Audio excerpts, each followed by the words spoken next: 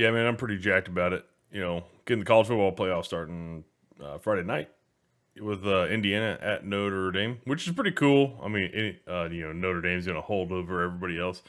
We had the first 12-team college football home playoff game in the history of the world. And hey, fine, you get to hold that, but don't lose it. Don't lose it, Notre Dame. Did they get it right? Like the committee, did the committee get it right?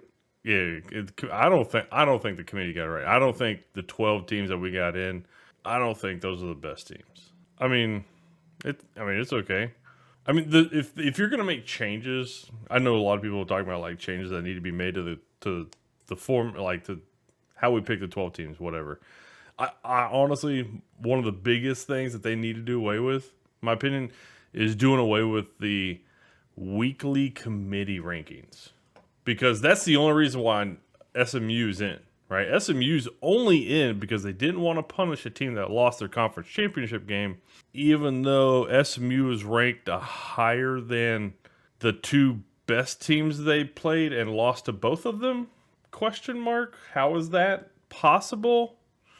I have no idea. No clue. Right? I mean, Indiana, they didn't beat anybody good.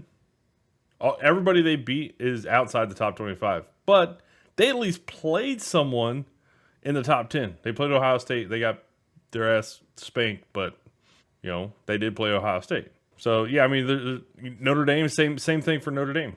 Notre Dame didn't play anybody worth a damn. Like, the hardest team they played all year was Texas A&M to start the year, and they went kind of toe-to-toe. I mean, pretty much throughout that game. Both teams were fighting for the win all the way kind of deep into the fourth. But after that, Notre Dame's two best wins throughout the year were Navy and Army. Who would have thought that? And then they lost to NIU, Northern Illinois. So it's like, to me, you need to take it in totality, not week by week, because you fall into this trap of we've rewarded teams up to this point, and conference championship weekend shouldn't be about punishing you per se, but it should be about resume boosting and getting in. And Clemson, who beat SMU, is ranked below SMU in the playoff seeding. How does that make sense? You're saying instead of SMU, who would I rather see in there? I mean, there's a good case for Alabama. I don't see why not Alabama. I know people are like, but dude, they get 3 losses. It's like, dude, those 3 losses are much harder teams than SMU played this year. It's like, and I get it. The Alabama loss to Oklahoma, that was a pretty bad one. But the thing about Oklahoma that a lot of people need to understand, who's better, Oklahoma or SMU? That's a valid question. Oklahoma's 6-6. Everybody's like, oh man, SMU's better. It's like, are they? Are they? Have you really looked at Oklahoma? They had a lot of injuries this year. I mean, it sucks. Coaches aren't going to make that excuse, but I mean, you got to realize that impacts your team. Players play the game, and there's a reason why your starters are your starters. But here's the thing about Oklahoma. I want you to see who they lost to. Those 6 losses. Number 6, Tennessee. They almost won that game. That game came down right to the end, and Tennessee got like a late touchdown to even go up, have a double digit win. That game wasn't. It was really close. Oklahoma almost got them. And then so that's one game in the top 25, top 20. Then you have Texas, Ole Miss, South Carolina, who's unranked here on this schedule because the schedule is by the rank in which you played them. So those are 4 teams right there that were already in the playoffs or in contention, right? South Carolina, Ole Miss on the bubble just outside of it. And then you had losses to Missouri. That's 5. And Missouri is a top 20 team. So that is 5 teams out of their 6 losses that are in the top 20. And then they have the one loss to LSU late in the year. They got the loss. They have more quality wins than SMU does. Alabama. And they handled Alabama. We all know about that. That's Alabama's like black hole. But You gotta understand, man. Oklahoma might be like 27, 28, 29, 30 ranked team. Or not ranked, but they could legit be that kind of a team. It's just, you look at who all they played. They played some of the best teams in the country. The only team from the SEC in the top 25 rankings that Oklahoma did not play is Georgia. That's it. So the only one that's not ranked that they lost to is LSU, which, you know, I mean, I get it, it's LSU. You know, they can bait anybody basically any weekend, that kind of thing. So not too shocked you would lose that. And they also still, Oklahoma just had injuries throughout the year. Just so much instability for them.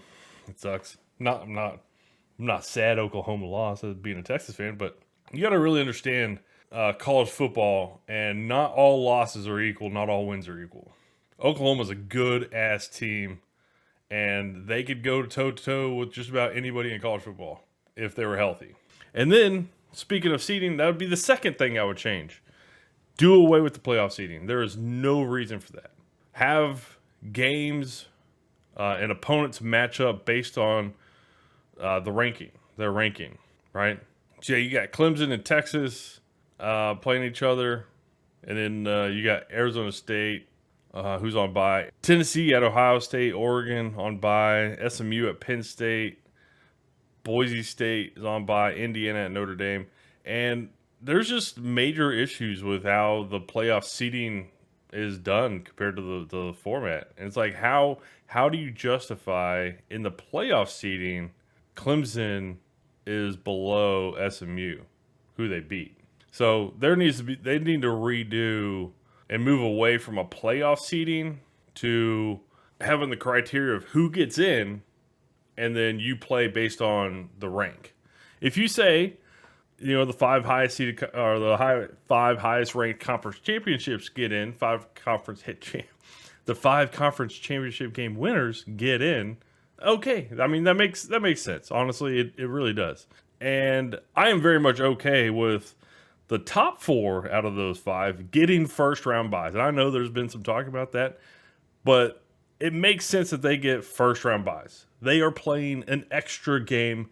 They are winning an extra game. And you don't want to get into a situation where 3 teams, like if you were, the other argument is to take the top 4 teams in the ranking and they get buys. We almost had a situation this year where 3 teams would have been from one conference. Therefore, one of those teams would have got a bye and not played in conference championship game weekend. That would have been this year Penn State, but Ohio State screwed up and lost to Michigan, right? Ohio State lost to Michigan, so they dropped. Penn State got into the conference championship game, but they only got into that game because of the Ohio State loss, but they were sitting there at 4. Remember, they were sitting there at 4. It was Oregon, Ohio State, Texas, Penn State. And then, you know, Ohio State drops out. They lost to Michigan. And then it was Oregon, Texas, Penn State, and Georgia. And then Texas, Penn State both lose on conference championship game weekend. So it would have been very possible for Penn State, if we would have been under that, the top 4 teams get first round buys.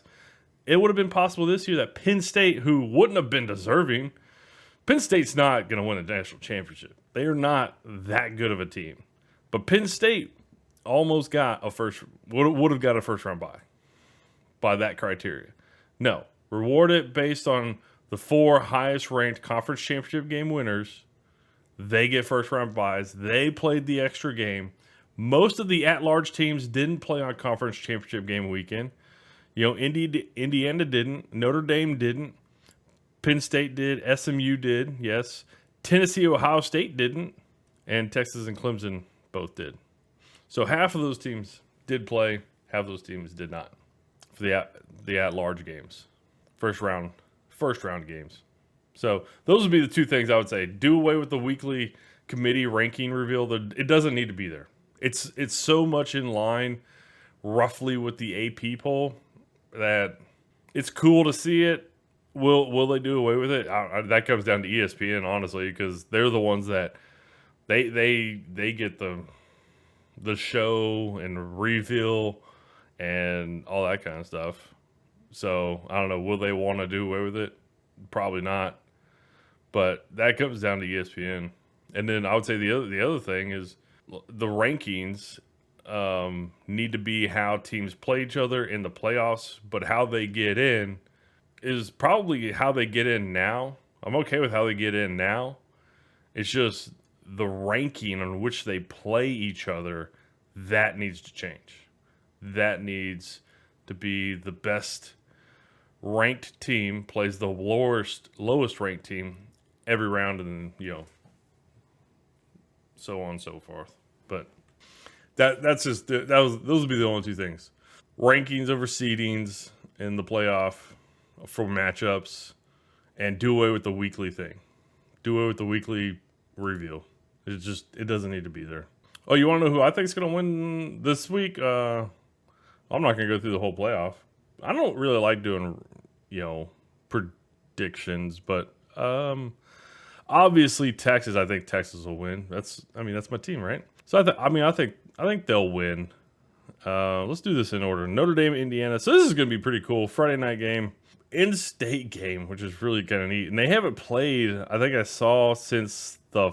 No. They last played, I think, in the early '90s. But they haven't played much since like the 50s. I think they've only played like 3 times since the 50s or something like that. Anyways, I think this is going to be a pretty cool matchup. Indiana, Notre Dame. A lot of people picking Notre Dame. I would be really careful about that. Notre Dame, I get it, man. That's the legacy. That's the legacy helmet talking. That is not. I don't think Notre Dame's that great of a team. I would be real careful. Be real careful about that. I think Indiana's going to have a really good possibility to beat Notre Dame. You know what? Yeah, I'll take Indiana. I'll take Indiana. I think they're going to have a really good shot. You got Penn State and SMU. Ooh, buddy. There's going to be a whiteout in Penn State and Happy Valley for the SMU. Yeah, this will be an interesting one. So it's been getting colder all throughout the week in Texas. So I don't think the weather's going to be that big of a deal. I mean, it's been getting colder down here. Not like, it gets cold in Texas, especially up in like North Texas, up in the DFW area. So SMU, I think SMU has Penn State on the speed. I'm really curious to see how SMU holds up with Penn State's pass rush. I think this game will be closer than what a lot of people think, but I'll give it to Penn State. I think when it comes down to being physical in that kind of a game, I think Penn State will get them. And then after that game, it'll be Texas Clemson. So Texas heavy favorites here. Heavy favorites. I like Cade Klubnik, quarterback for Clemson. It's a really interesting matchup because Klubnik and Ewers both played each other in Texas football playoffs back in 2020, I believe, or 2019 or something like that. So it's pretty cool. And Klubnik's from Austin area. So that's pretty cool. As far as Texas Clemson, obviously I'll go Texas. I'm trying to think of a really good justification of why Clemson would win this game, and I don't think they're going to be able to beat Texas at the line of scrimmage. But if they can neutralize the line of scrimmage by not allowing the Longhorns, who will dominate that probably area of the game, but not allow that to dominate the game. So if Clemson can find ways to, when they're on offense, move the ball around, not have Texas D-line just dominate, I think Clemson could, if they could do that effectively, they can maybe do it. The other thing is Texas has a really good secondary, so Clemson's offense is going to have a real struggle because the Texas defense is really freaking good, man. Really freaking good. I know a lot of people are questioning Texas because it's like, dude, y'all have got to put the ball in the freaking end zone. And the other thing I'll say about Texas is Bert Auburn, the kicker for Texas, needs to make a damn field goals. Dude, that guy. I was really high on Texas's kicking situation coming into the season, but man, he has been absolutely not good. Especially here, like second half of the year. I mean, he basically cost him the game in the SEC championship game. Anyways, the last game, Tennessee, Ohio State. This is so interesting on this game. Apparently, a lot of the ticket sales are leaning towards Tennessee. That's crazy. That would be another thing that they really need to look at. Dude, these home games in these college football stadiums, they need to be home games. They're not like split ticket sales. No, these need to be home game environments. Apparently, the sound is controlled by the college football playoff committee, so you can't do like pro home team music or stuff like that, and atmosphere. It's like, what? Like, no, that's not a home game. Y'all are just saying we just need a facility to host these games, and that's not what it should be. It should be a true home game, a college football playoff home game. Oh my gosh, that atmosphere would be crazy. But that's not what we're getting. We're just getting a facility to host a game that the home team has. It's just weird. So you could get a situation where Tennessee, if they knock off Ohio State, Tennessee's fans storm the field on Ohio State. That'd be crazy. That would be the craziest thing to see, is if Tennessee knocks off Ohio State and they storm the field. Nuts. Anyways, as far as this game goes, Tennessee or Ohio State, ooh, man. Man. This will be a good one. I like Tennessee a lot because of their defense, especially their defensive line. Their quarterback situation, I mean, I'm not a big Will Howard fan, but he has more experience than Nico Amalavala. I am not good at saying his last name, but Nico, the quarterback for Tennessee, he's going to be really good, but you know, you can still see the inexperience in him sometimes. I will lean towards Ohio State. I would not be shocked if Tennessee gets this, though. Not shocked at all, especially if it comes into a game in which they lost to Michigan, a line of scrimmage game. That is where Ohio State lost to Michigan. They turned that game into a line of scrimmage game, and Michigan turned it into an ugly dogfight, and Ohio State let them, and then it cost them the game. So Tennessee could absolutely win this game. If Ohio State does not control the game, doesn't let it get into one of those ugly line of scrimmage games.